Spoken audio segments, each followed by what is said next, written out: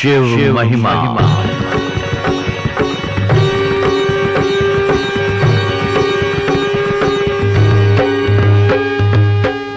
प्रस्तुत है शिव पुराण एवं अन्य पुराणों और उपनिषदों पर आधारित ये कार्यक्रम शिव महिमा। ओम जय शिव ओंकारा, प्रभु हर शिव ओंकारा। ब्रह्मा विष्णु सदा शिव, ब्रह्मा विष्णु सदा शिव, अर्धांगी धारा। ओम जय शिव ओंकारा, ओम जय शिव ओंकारा, प्रभु हरि शिव ओंकारा। देवाधिदेव महादेव की लीला के पिछले प्रकरण में आपने सुना कि दैत्यों के धर्मनाश के पश्चात भगवान शिव शंकर त्रिपुरासुर वध के लिए उद्यत हुए। शंकर रूपी अपने काल को समक्ष देख त्रिपुरासुर तारकाक्ष, विद्युन्माली और कमलाक्ष ने उनसे वर मांगा कि वे अपने हर जन्म में महाप्रभु के भक्त बने रहें। भक्त वत्सल भगवान शंकर ने उनकी अंतिम इच्छा पूर्ण की। इसके पश्चात उन्होंने अपने एक ही वाण से त्रिपुर और उसके सब वासियों को भस्म कर डाला और ऐसे अंत हुआ दैत्य माता अदिति के वंश का। प्रस्तुत है इसके आगे की कथा। रूपांतरकार और निर्देशक हैं अनिल सूद।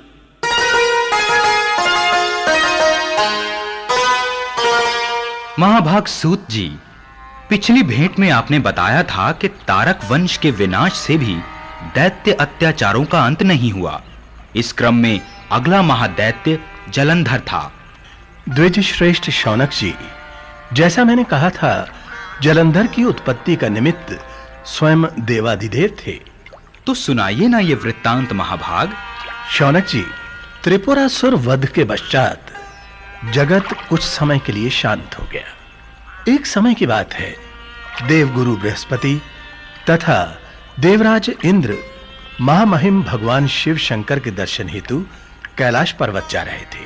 महाप्रभु ने अपने भक्तों की परीक्षा लेने के उद्देश्य से रूप बदलकर उन्हें मार्ग में ही रोक लिया।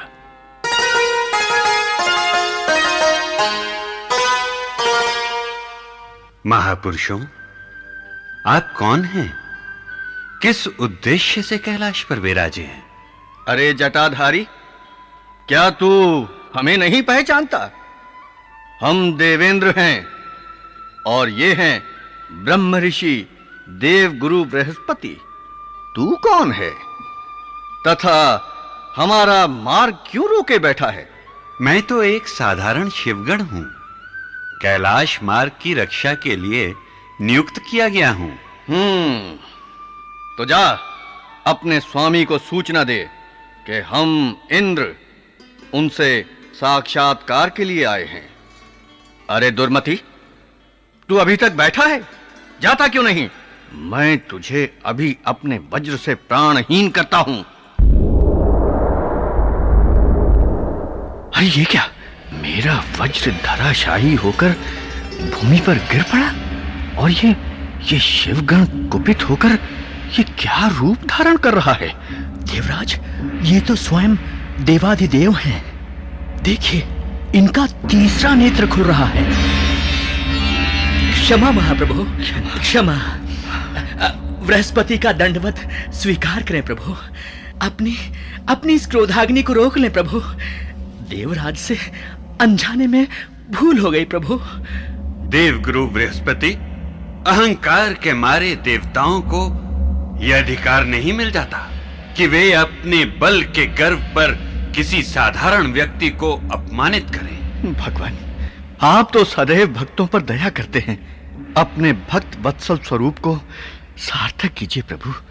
मेरा तीसरा नेत्र खुल चुका है इंद्र। मैं अब अपनी इस क्रोधाग्नि का क्या करूं? देव, आप अपने इस तेज को कहीं और स्थापित कर दीजिए। इंद्र का उद्धार कीजिए प्रभु।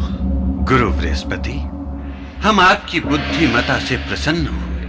आपने इस अहंकारी इंद्र को जीवन दान दिलवाया है।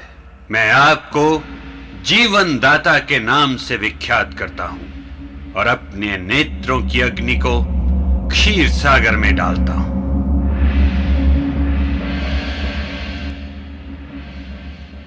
अरे महाप्रभु तो अंतर्धान हो गए। देवादिदेव की क्रोधाग्नि क्षीर सागर में पड़ते ही ये कैसा दिव्य बालक प्रकट हुआ है। परंतु कैसा विकराल रुदन है इसका। इससे तो संपूर्ण ब्रह्मांड व्याकुल हो उठा है। हे परम पिता ब्रह्मा, कुछ कीजिए, जगत को इस कर्ण भेदी रुदन से बचाइए। इस बालक का नाश कीजिए। हे समुद्रराज, ये बालक किसका है? क्यों इतना रुदन कर रहा है? हे परमपिता, ये तो ज्ञात नहीं कि ये बालक किसका है, परंतु ये अवश्य जानता हूं कि ये गंगा सागर के संगम में प्रकट हुआ है। लाइए, इसे हमारी गोद में दीजिए। ये लीजिए विधात, आप ही इस बालक के जात कर्मादि संस्कार कीजिए। अरे ये क्या कर रहे हो बालक? इंद्रदेव, बालक बालक ने रोते रोते परम पिता की ग्रीवा को हाथों से जकड़ लिया है। देवगुरु, पीड़ा के कारण ब्रह्मदेव के नेत्रों में अश्रु उमड़ आए हैं। शांत शांत समुद्रपुत्र, शांत हो जाओ, शांत हो जाओ। मेरे नेत्रों से जो जल निकला है, इसके कारण मैं इस बालक का नामकरण जलंधर करता हूं। ये उत्पन्न होते ही तरुण हो गया है। ये सभी शास्त्रों का ज्ञाता, महापराक्रमी, महाधैर्यवान तथा महायोद्धा होगा। मुनिश्रेष्ठ शुक्राचार्य। आज्ञा आदि गुरु ब्रह्मदेव। शुक्राचार्य, तारक वंश के अंत के पश्चात आप शिष्यहीन हो गए हैं। हम आपको एक महातेजस्वी शिष्य प्रदान करते हैं। आप इन असुर राज जलंधर का राज्याभिषेक कीजिए। फिर कालनेमी असुर की अति सुंदर कन्या वृंदा से इसका विवाह संपन्न करवाइए। परम पिता, आप धन्य हैं। समय समय पर अपने शिष्य शुक्राचार्य को भी आप शिष्य प्रदान करते रहते हैं। आपका प्रस्ताव अति उत्तम है। कालनेमी की पुत्री वृंदा सर्वथा जलंधर के योग्य है। वो पतिव्रता, सौभाग्यशाली तथा शीलवती है। सागर पुत्र जलंधर। आज्ञा देव। हमारा वरदान है, शक्ति में तुम शिव पुत्र कार्तिकेय के समान होंगे। शिव के अतिरिक्त तुम्हारा वध और कोई नहीं कर सकेगा। मृत्यु के पश्चात तुम वहीं लौट जाओगे जहां से उत्पन्न हुए हो। आपके आशीर्वाद से मैं कृतार्थ हुआ परमपिता ब्रह्मा।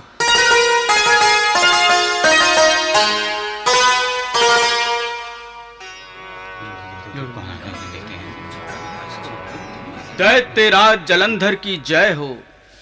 दैत्य गुरु शुक्राचार्य राजसभा में आने की अनुमति चाहते हैं।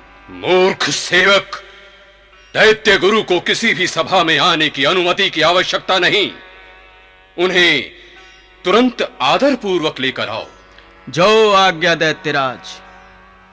सभासदों, स्मरण रहे, द्वितीय प्रसंग के पश्चात शुक्राचार्य हम असुरों से खिन्न हैं, परंतु हम असुर उनके मार्गदर्शन की अनुपस्थिति में कुछ भी नहीं हैं।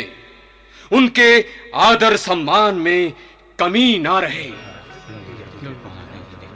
दैत्य गुरु शुक्राचार्य की जय। दैत्य गुरु शुक्राचार्य की जय। दैत्य गुरु शुक्राचार्य की जय। यशस्वी भव दैत्य प्रजा।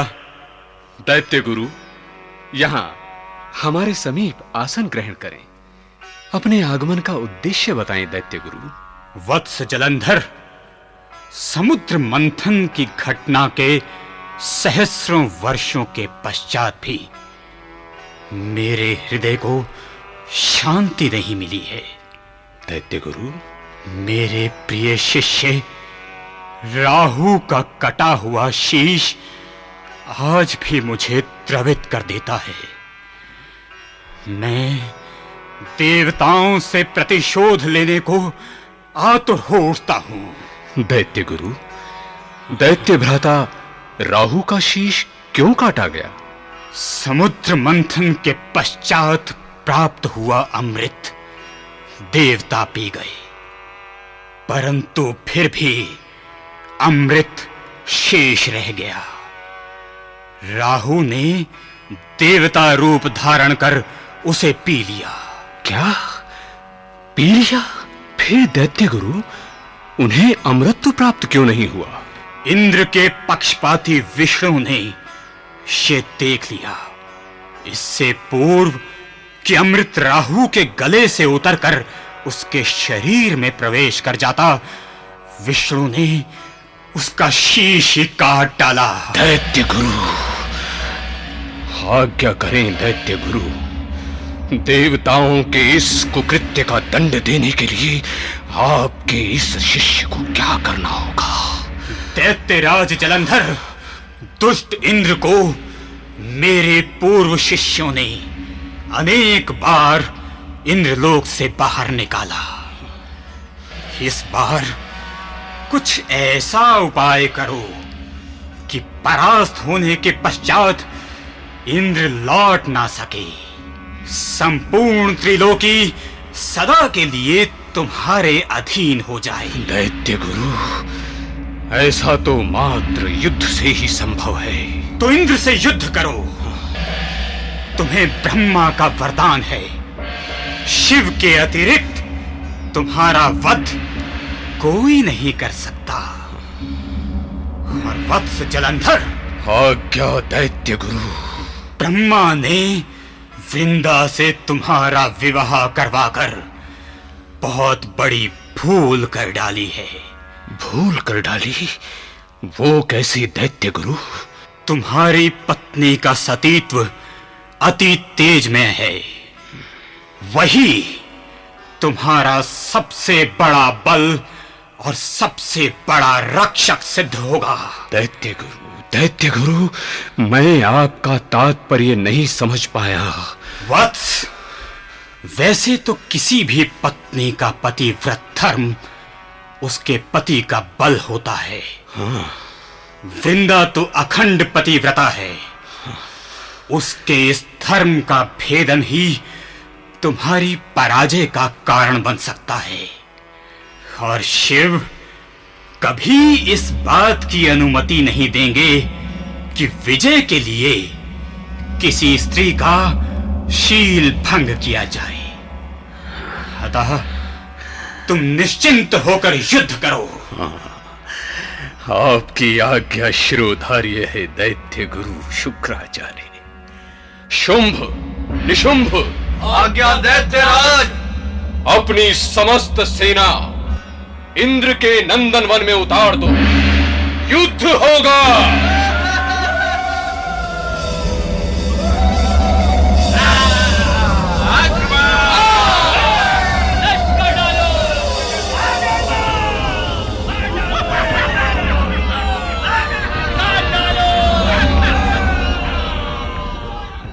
दैत्य गुरु शुक्राचार्य, ये हम क्या देख रहे हैं?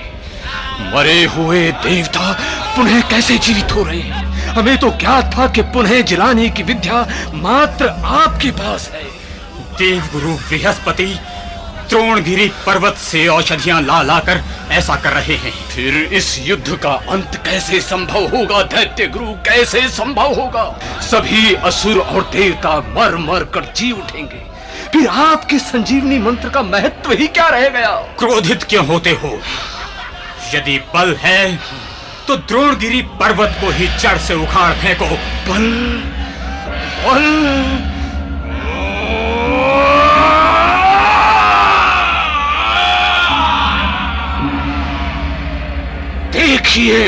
बल।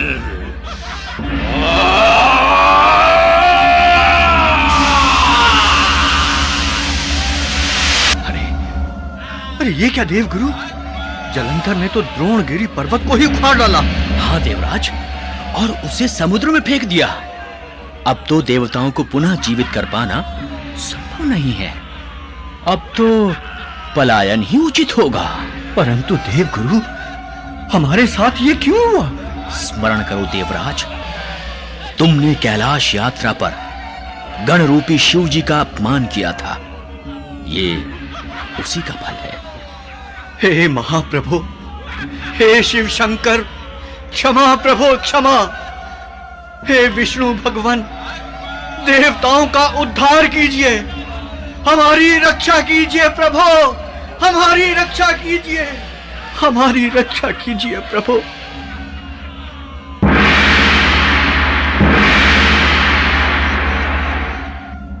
विष्णुदेव, मैं धन्य हुआ, परंतु माते लक्ष्मी, आप इस युद्ध स्थल में? इंद्रदेव, मैं समुद्र मंथन से प्राप्त हुई लक्ष्मी हूं, अतः समुद्र मेरे पिता हैं। जलंधर की भी उत्पत्ति समुद्र से ही हुई है, अतः वो मेरा भ्राता हुआ। मेरा भ्राता मेरे ही पति द्वारा कैसे मारा जा सकता है? प्रिय, ये युद्ध अच्छाई और बुराई के मध्य है। इसमें ना कोई भ्राता है, ना पिता, और ना ही कोई अन्य संबंधी है। देव, मैं मात्र इतना जानती हूं कि मेरे तो आप हैं और एक भ्राता जलंधर हैं। युद्ध से किसी को भी हानि पहुंचे वो मेरी ही होगी। मैंने जीवन पर्यंत आपसे कुछ नहीं मांगा, आज आपसे भ्राता के प्राणों की भिक्षा मांग रही हूं। देवी लक्ष्मी, आपने तो हमारे समक्ष बहुत कठिन स्थिति उपस्थित कर दी है। ठीक है, मैं जलंधर को स्वयं नहीं मारूंगा, परंतु देवता मेरे भक्त हैं, इनके आग्रह पर युद्ध अवश्य करूंगा। गरुड़राज, युद्ध स्थल की ओर प्रस्थान किया जाए।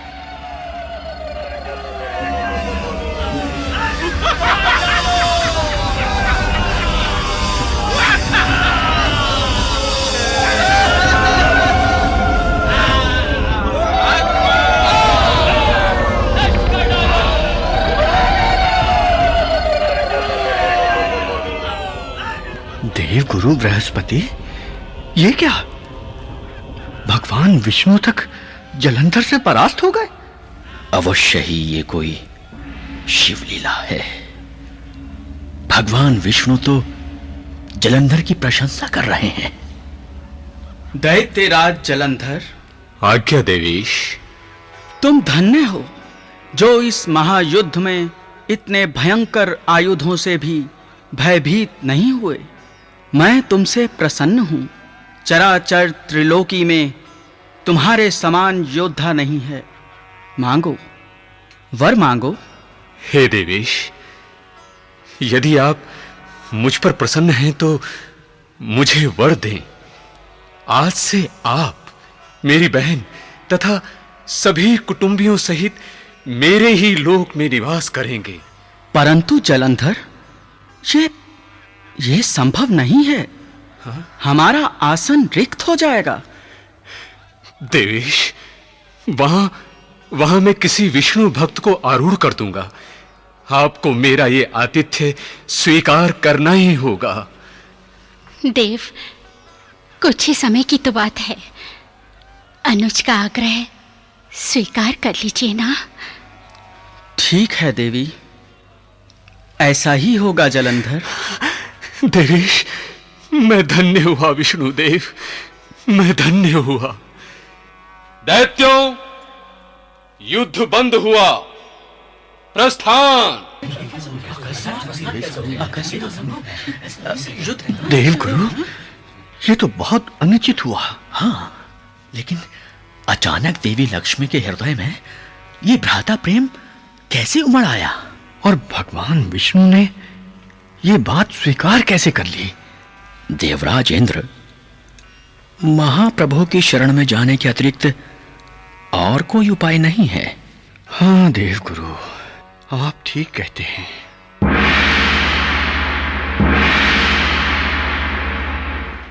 नारायण नारायण नारायण। ये तो एक प्रकार से जलंधर विष्णु हरे और देवी लक्ष्मी को अपना बंदी बनाकर ले गया। परंतु देवाधिदेव, एक असुर के लिए ये कैसे संभव हो पाया? मुने नारद, किसी भी धर्मपरायण व्यक्ति के लिए कुछ भी असंभव नहीं होता। और फिर उसने विष्णु जी को बंदी नहीं बनाया है, उनसे अपना आतिथ्य स्वीकार करवाकर अपने धर्म को अतिरिक्त बल प्रदान किया है। परंतु देवाधिदेव, इस प्रकार तो जलंधर देवताओं की बराबरी के स्थान पर जा बैठा है। बृहस्पति जी, आप तो देवगुरु हैं, अपने शिष्यों को आतिथ्य भाव का महत्व बताते रहते हैं। अतिथि सेवा अर्थात पुण्य का भागी बनना। परंतु देवाधिदेव, यदि जलंधर इसी प्रकार अपने पुण्य बढ़ाता रहा तो एक दिन वो सर्वेश्वर बन बैठेगा। ऐसा संभव हो सकता है बृहस्पति जी, और यदि यही होता है तो इस विधि के विधान को टालने वाले हम कौन? अरे, महाप्रभु तो बिना कुछ उपाय बताए ही अंतर्धान हो गए। मुनि नारद, कहिए देवगुरु बृहस्पति।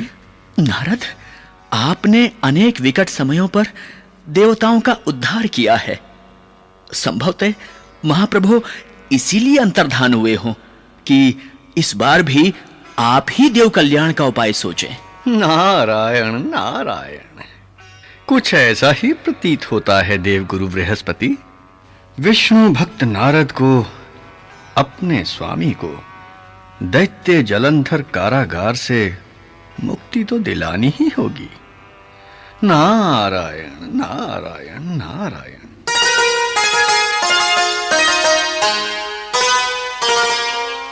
नारायण नारायण। दैत्यराज जलंधर की जय हो।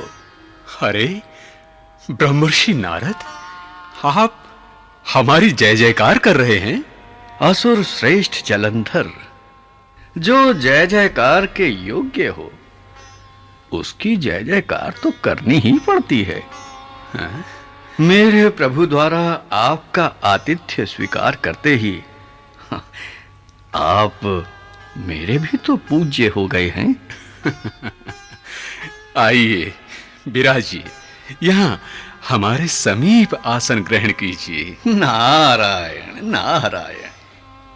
नारद मुनि, ये चारों ओर आप क्या देख रहे हैं? आपका वैभव देख रहा हूं दैत्यराज। मैं तो समझता था कि कैलाशपति शिव से अधिक वैभवशाली इस पूरी सृष्टि में कोई नहीं।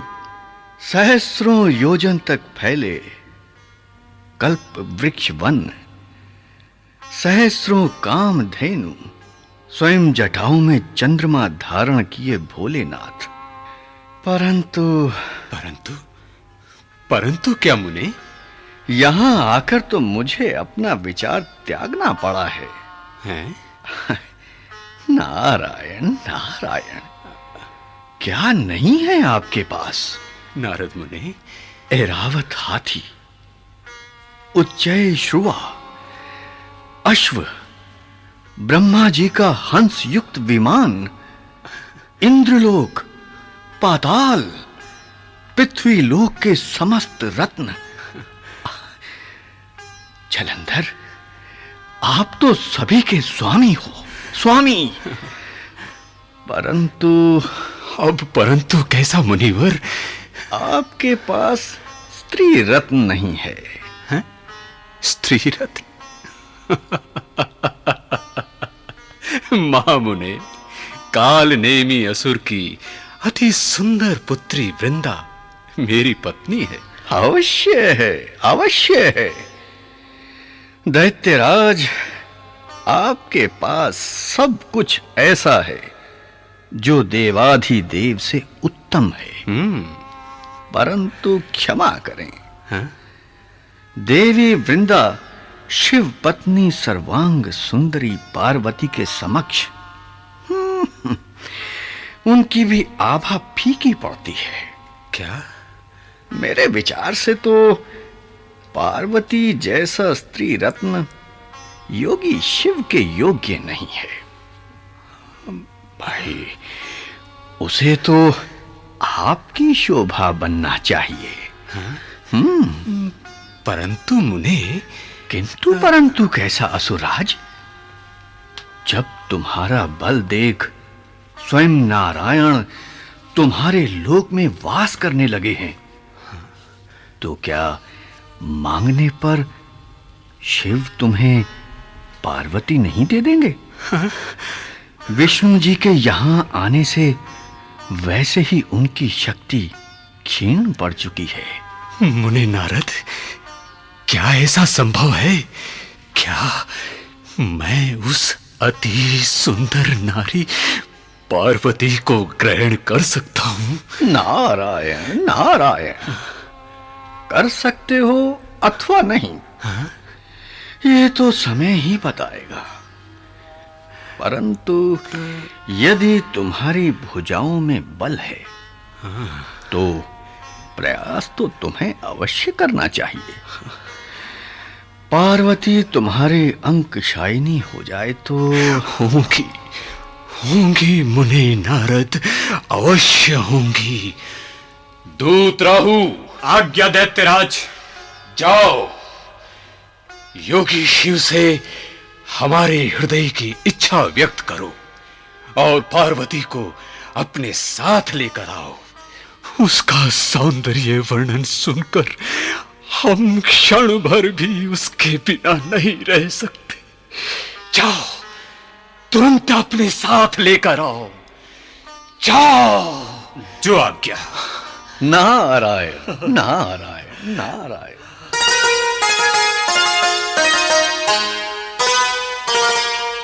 और परम ज्ञानी शौनक जी इस प्रकार उस महादैत्य की बुद्धि भ्रष्ट कर नारद मुनि प्रसन्नता से लौट गए।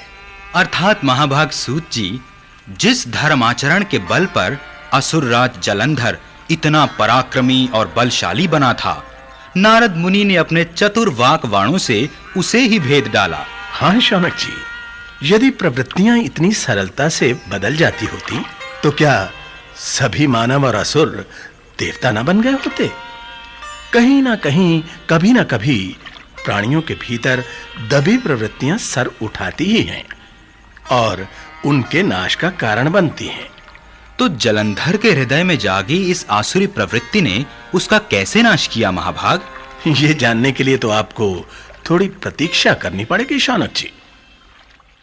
श्रोताओं, शिव महिमा के आज के प्रकरण में हमने शिव पुराण के रुद्र संहिता के पंचम खंड के 13वें और 14वें अध्याय से प्रसंग लिया था। रूपांतरकार और निर्देशक थे अनिल सूद। भाग लेने वाले कलाकार थे सुरेंद्र सेठी, गौरव मारवा, कमल साथी, राजेश आहूजा, सलीम खान, मनोज भटनागर, अजय मनचंदा, एसके बत्रा और केदारनाथ। संगीतकार थे राजीव हक्सर। गायक मंजीत भाटिया और गणेश प्रसाद विद्यालंकार। ध्वनि मुद्रक ऋषि, विनी, विकास। सहायक मनोज और राकेश। ओम जय शिव ओंकारा, प्रभु हर शिव ओंकारा। ब्रह्मा विष्णु सदा शिव, ब्रह्मा विष्णु सदा शिव, अर्धांगी धारा। ओम जय शिव ओंकारा, ओम जय शिव ओंकारा। प्रभु हर शिव ओंकारा, ब्रह्मा विष्णु सदा शिव, ब्रह्मा विष्णु सदा शिव,